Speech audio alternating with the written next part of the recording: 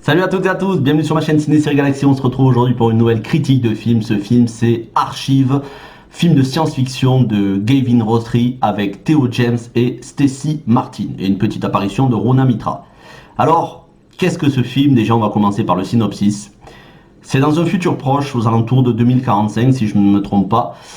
Theo James, un ingénieur qui a perdu sa femme, on l'apprendra dans des flashbacks, il a perdu sa femme dans un accident de voiture quelques années avant. Il est ingénieur, il construit des robots et il a réussi, grâce à l'entreprise dans laquelle il travaille, à stocker la conscience de sa femme dans des ordinateurs géants. Et à l'insu de son entreprise, il veut créer un robot identique au corps de sa femme et implanter toute la conscience, tous les souvenirs de sa femme dans ce robot, en gros pour recréer sa femme, pour la ressusciter, sous forme de robot certes, mais à l'identique de ce qu'elle était. Voilà pour le synopsis. Je ne vous en dirai pas plus parce que c'est une critique sans spoilers et j'ai surtout pas envie de vous gâcher le film parce que il y a des grosses surprises, notamment la fin du film m'a laissé, mais je vais rester poli, je voulais pas dire sur le cul, mais voilà, elle m'a laissé, je m'y attendais absolument pas, vraiment.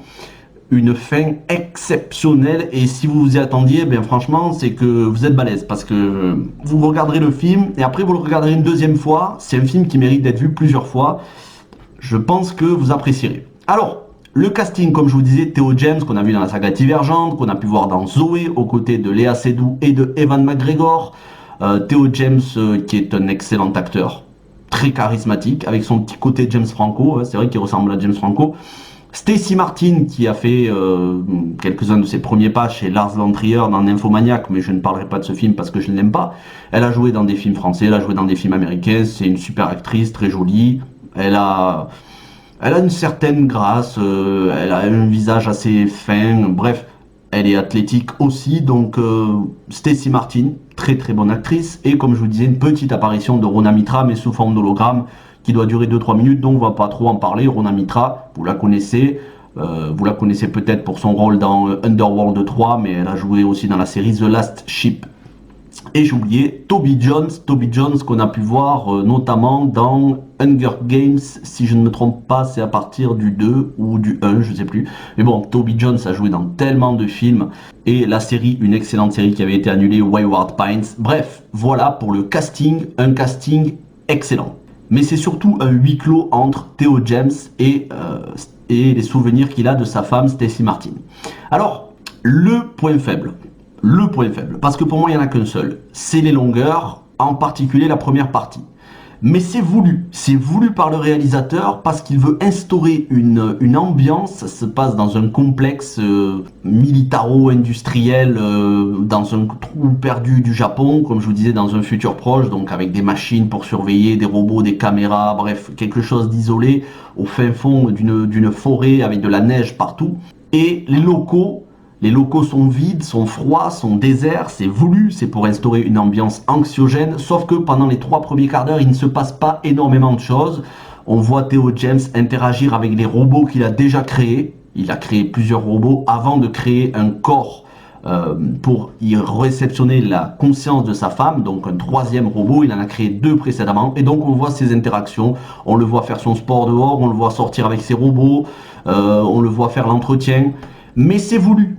C'est voulu pour instaurer, comme je vous disais, une ambiance contemplative, un peu anxiogène. Et dans la deuxième partie du film, parce que le film dure 1h50 presque, dans la deuxième partie, il y a des rebondissements. Et là, je peux vous dire que, comme c'est sans spoilers, je ne pourrais pas aller trop loin, je peux vous dire qu'il y a des choses auxquelles vous ne vous attendez pas.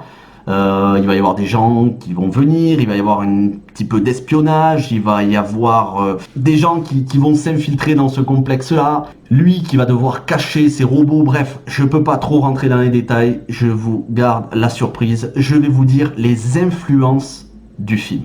Ex Machina de Alex Garland avec Alicia Vikander, Domhnall Gleeson et Oscar Isaac. Ça fait beaucoup penser à Ex Machina, mais pas seulement. Ça fait penser aussi à Zoé, avec Léa Seydoux et Ewan McGregor, où jouait déjà Theo James.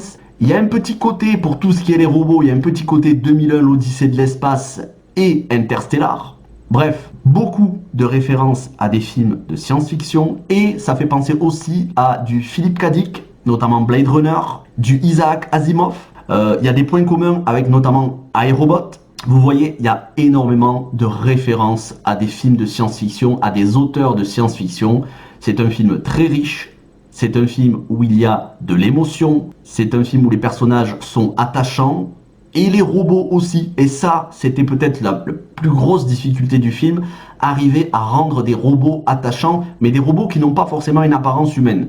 Des robots qui peuvent faire penser un petit peu à ces robots qu'on a dans Avatar, notamment, vous savez, cette machine qui est dirigée par Stephen Lang, l'acteur.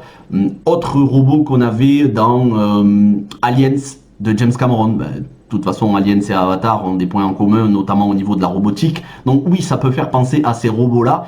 Et ils ont une personnalité. Voilà, je peux pas vous en dire plus, mais on s'y attache. Et c'est un film assez triste quand même. Voilà. La fin va vous laisser, mais... Et là, je vous dis, il faudra le regarder une deuxième fois en ayant en tête la fin du film et ça vous donnera une dimension totalement différente.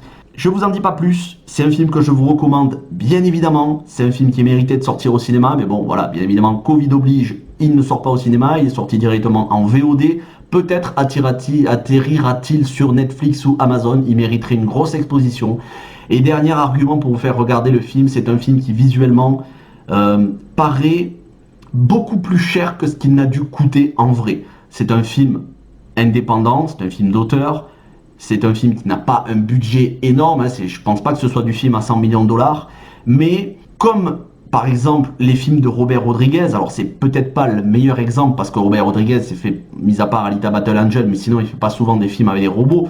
Je parle de films sérieux, je parle pas des Spy Kids ou de C'est nous les héros.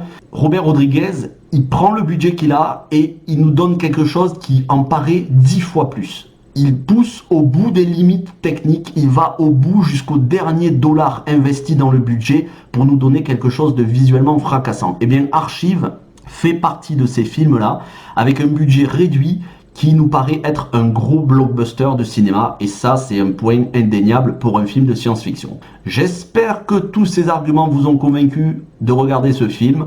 Encore une fois, je vous dis, il y a quelques lenteurs, mais c'est vraiment pas grave. L'ambiance, ça peut faire penser un petit peu d'ailleurs, notamment l'ambiance anxiogène à Aliens, sans créature, mais pour les histoires de pièces vides, de couloirs, ça peut faire penser à du Prometheus, Alien Covenant éventuellement, ou tout simplement aux premiers Aliens. Voilà, je pense vous avoir donné tous les arguments que j'avais pour vous aider à vous décider à regarder ce film. 1h49 si je me souviens bien, si mes souvenirs sont exacts. Un excellent film. La fin m'a laissé, franchement, elle m'a scotché. Et en faisant le montage, il m'est venu un film en tête, Upgrade de Leigh Whannell. Upgrade de Leigh Whannell, énormément de ressemblances, déjà que ce soit au budget, au niveau du scénar, au niveau des effets spéciaux, technologie. Regardez ce film, c'est une pépite. Merci à tous ceux qui auront liké cette vidéo. Abonnez, c'est encore mieux. Partagez, c'est le top. Moi, je vous dis, passez une bonne semaine, un bon week-end au moment où vous regarderez cette vidéo. Prenez soin de vous. Ciao tout le monde.